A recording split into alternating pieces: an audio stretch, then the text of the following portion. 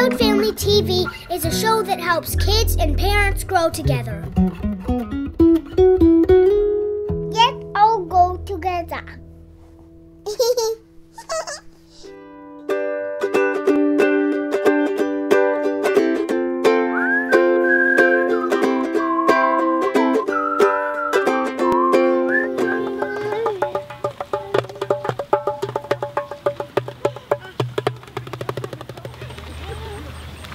When God gives you a gift of music, in my opinion, you are obligated to play music because God gives you that gift. God gives you whatever gift, God gives you the gift of painting, you should paint.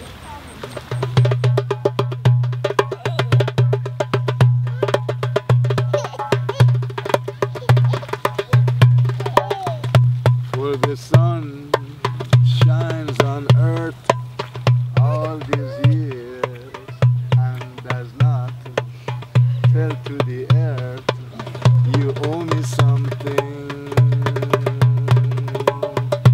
For the sun shines on earth all these years and does not tell to the earth, you owe me something.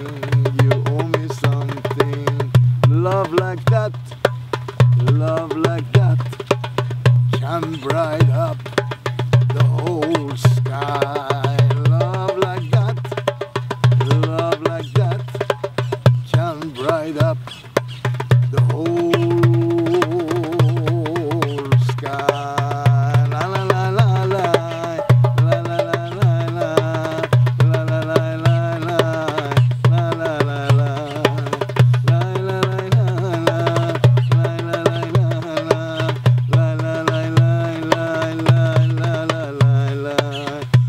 The sun shines on earth and does not tell to the earth, you owe me something, you owe me something.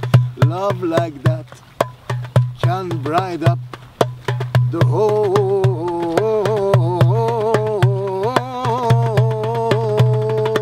sky.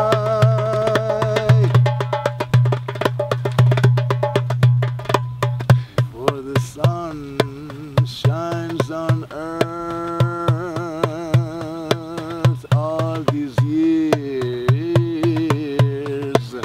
and does not tell to the earth, you owe me something, you owe me something. Love like that can bright up the whole sky. La la la la.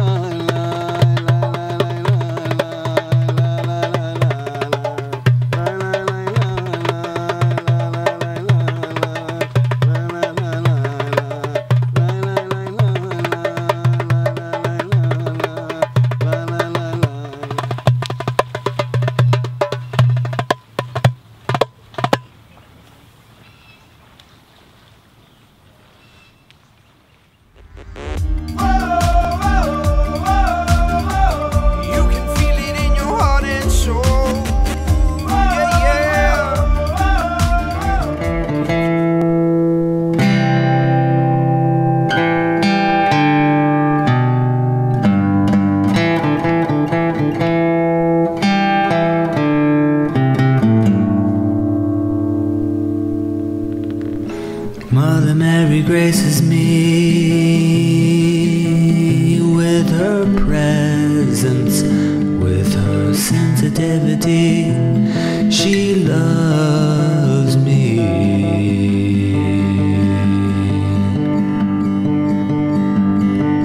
Mother Mary graces me with her presence, with her sensitivity. She loves me.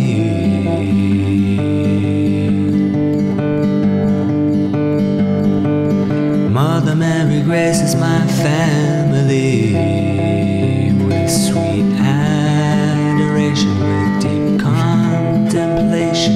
She cares for us.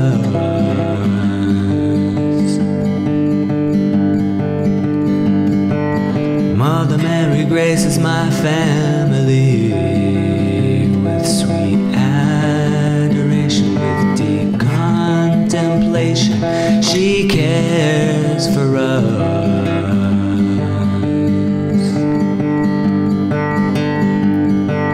Mother Mary, she is alive in me, with her Son Jesus Christ, with the music she shows me. Viva Mother Mary.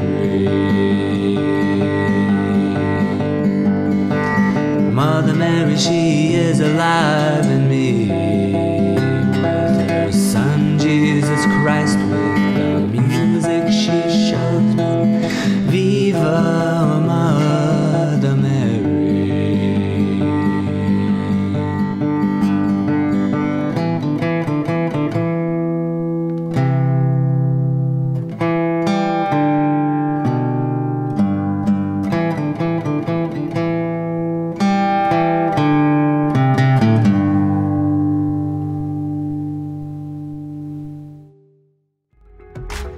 I've got to get back to the place where I feel I begun. I've got to... Today on Kat's Kitchen, we're going to be making ghee, or clarified butter. Don't you all love ghee? Ghee is my favorite thing.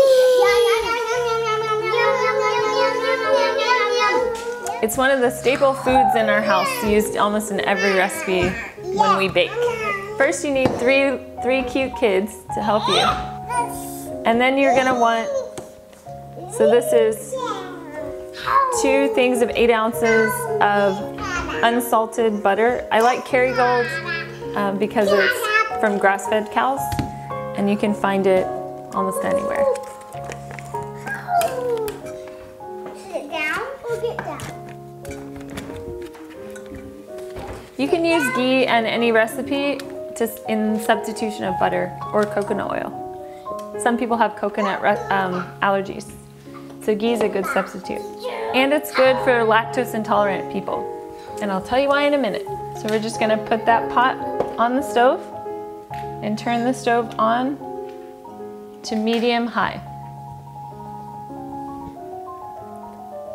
So you want to leave the flame on medium, or the heat on medium, only until the butter starts to melt. You can see that it's already starting to melt, and then you switch it to low. So once the butter's melted, you can hear that it starts making a lot of noise, like an active, babbling brook.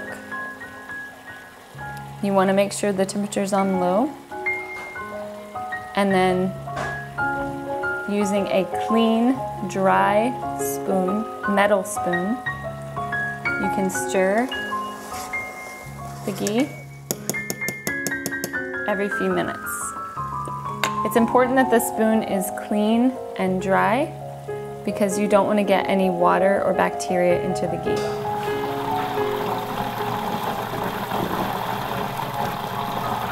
When I first got into nutrition and healthy eating, the intro was through Ayurveda. One of the reasons that ghee is considered a very medicinal food is because it's a carrier. So it takes medicines, herbs, spices, remedies into the body, deep into the tissues of the body that otherwise wouldn't be able to penetrate as deeply without the ghee. The ghee just, it's like it softens everything up, oils things up, so it takes the medicine deeper. If you think about like when you get a massage and you get oil on your skin and they massage, and you can get massaged deeper with the oil because your skin moves easier. It's kind of the same thing on the inside of your body. So you get more healing with the ghee.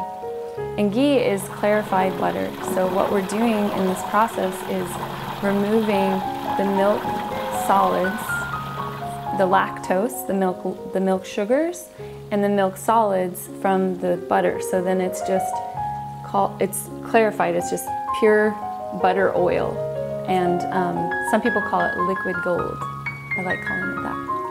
And you can, one of the things I love the most about it is that you can use it at room temperature. You can just leave it out on your counter. So no more of that like cutting the cold butter and then like it just sitting on top of your bread. It just spreads and it's awesome. You can hear the ghee beginning to slow down the process, the boiling process. It's getting quieter. You have to pay attention and you have to stay here with the ghee while you're making it. So it's really a good practice for meditation, practicing being present in our cooking, in our lives. I see it as a way of slowing down and remembering that the joy of being in the kitchen and the joy of cooking. And you can use the same spoon each time, just as long as it doesn't touch water. Hi. Is that you?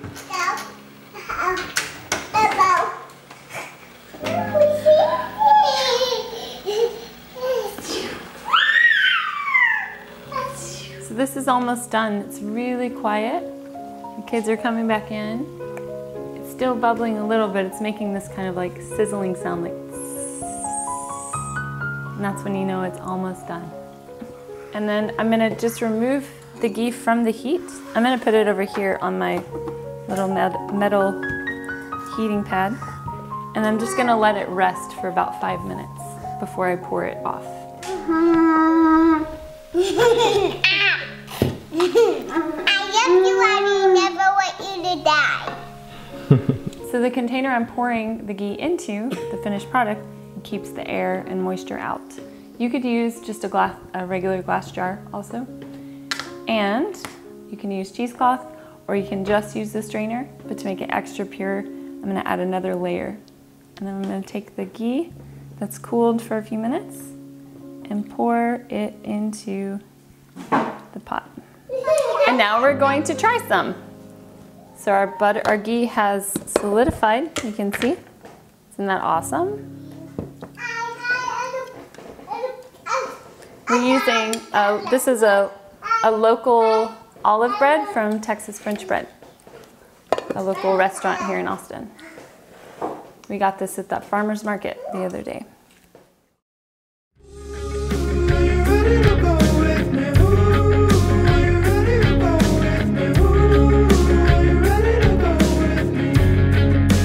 Nothing else lights up more parts of the brain simultaneously than playing music, and that really just blows my mind to think about it. And then sometimes when I'm working with students, especially if they're struggling with something, you know, I'll bring up this piece of information, you know, and sometimes maybe they'll be working on something that seems kind of simple, and they're like, oh, this seems like such a simple thing, how come I can't do it? And then I'll start, you know, articulating for them what all is actually happening, you know, inside of their brain. You know, like, all right, well, you're hearing a sound coming from somewhere else, and that's coming in your ear, and then you're processing something about what that sound is and what that sound means. And then with your right hand, maybe they're a string player, so with your right hand, you know, another part of your brain is telling your wrist and your fingers to move in this way. And then in your left hand, you know, these fingers are moving from one chord to another chord. And then also on top of that, your ears are hearing that happen. And then you're looking at a piece of paper with your eyes that's sending a signal to another part of your brain about what you're seeing. And then you're thinking about what's going to happen next. And you're hearing what's happening in the moment. And you're combining all these. And then you're listening to what another musician is playing. And then you're trying to connect all these things through time. So when you think about, you know, just the simple aspect of strumming a couple of chords, you know, when you plug in all those variables and you've got vision, you've got hearing, and you've got feel, and you've got time, and then you've got, you know, how you feel about it, what the music is making you feel, which is a whole other part of your brain. So it gets wildly complicated when you even look at the very simplest, you know, musical tasks. So it usually makes them feel a little bit better, but it also helps them to appreciate, you know, the depth of what's happening when you play music. The study of music, when I really try to distill what is at the center of it, it's a study of presence. You know, it's a study of really being in the moment. And I realize that everything that we do in this life can be a meditation of sorts. And my personal experience with music is just such that, at least for me, and I think that in working with the students that I work with, they probably find a similar experience, that music has a really special way of calling us into the present. And the study of being present is also the study of ourselves and who we are in each moment.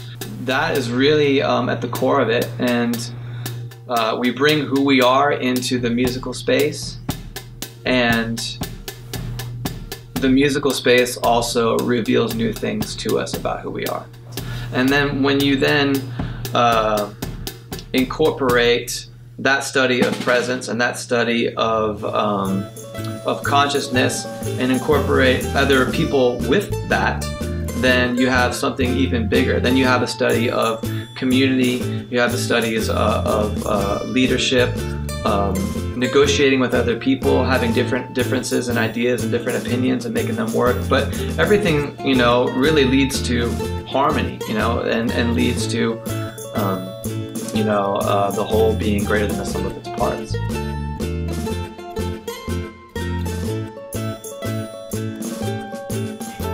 Rocks as I walk down the street, keep feeling the rock, keeping the beat. I got stress on my mind, but my baby tells me all the time I'm amazing, so amazing that I keep tripping when I'm... Ladies and gentlemen, this is We Love Music Student Showcase number 8. So, this next performer, Masha Cox, you may notice that she has some really amazing shoes. And the stage lights show them off very nicely. Well, from the very first time she ever came for a lesson, she was wearing these awesome shoes. And they have since became, because I noticed how cool they were, they became just like the music lesson shoes. Are they worn for much else? Only music lessons. Okay, good. And performances. So, we decided to write a song about these shoes. Hope you're ready. Masha Cox on the baritone ukulele and vocals.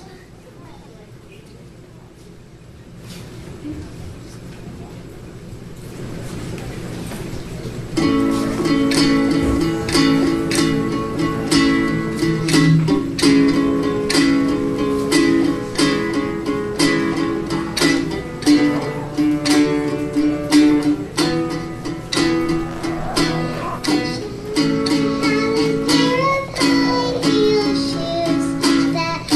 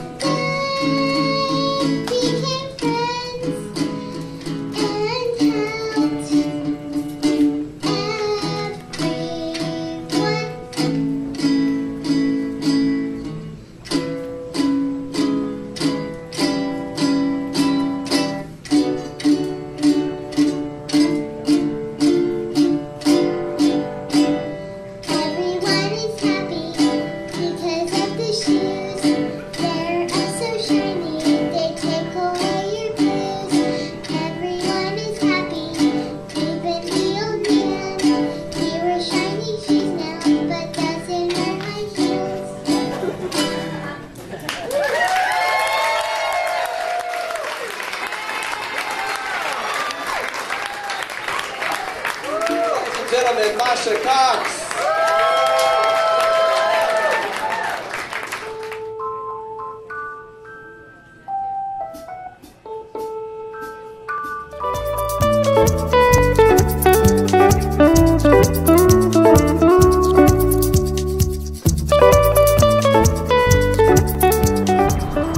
You can make anything out of wood. You can make a tree house, you can make cottages, you can make what I just made. All different types of things.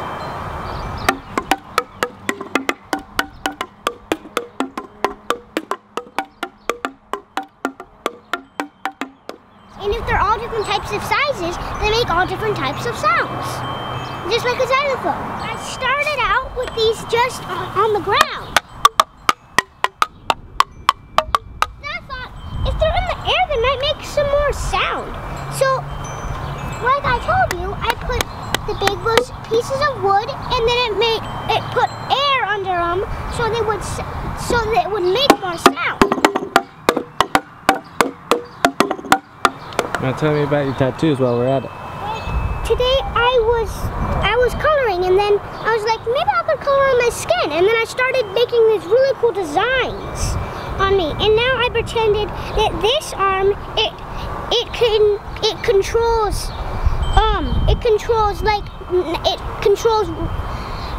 all the natural resources, like it controls animals. That's why I have bear claws here. And this one, it can control anything, anybody, anywhere. It can even control the world. So it's kind of like their superpower gloves. And then I started doing it on my sister and brother. And my little sister said, I drew a little rainbow on her, and she said, I have rainbow power. It was so cute. What do you think rainbow power is? Rainbow power is like where you can control rainbows and you can make rainbows. That's a beautiful superpower, isn't it? Yeah. That's why I gave Rosalie that tattoo. Add a marker. Nice. You got any cool moves with those gloves?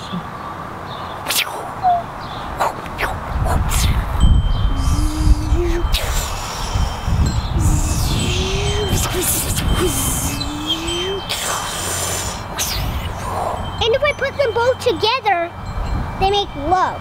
That's what I do when I put them both together.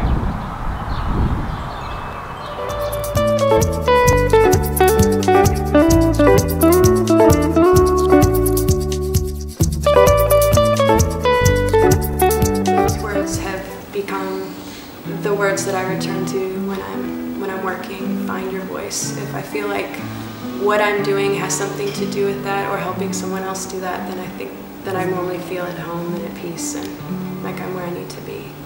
When I'm teaching, it's fun, and it's been such a great experience because the people I work with, children to adults, the goal is to discover what's already there and just kind of pull it out. And to be a witness to that, to be in the passenger side seat, letting someone lead that, but kind of being just another set of ears in the room as someone's discovering that is a blast. It's really fun, it's an honor, it's a privilege. And it's neat to see that look on someone's face when they have arrived to an authentic sound. Maybe for the first time. Maybe they've sang for years and they had a breakthrough and they became a little bit more true. I'll call, you answer.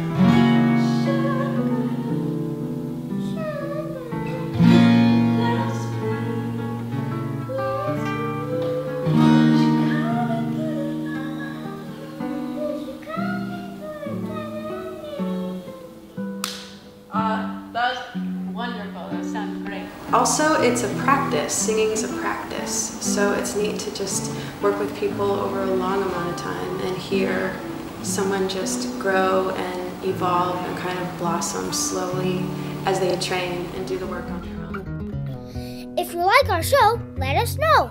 Contact www.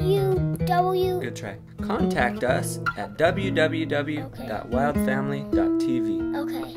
Contact us at www.tv. Contact us at www.wildfamily.tv.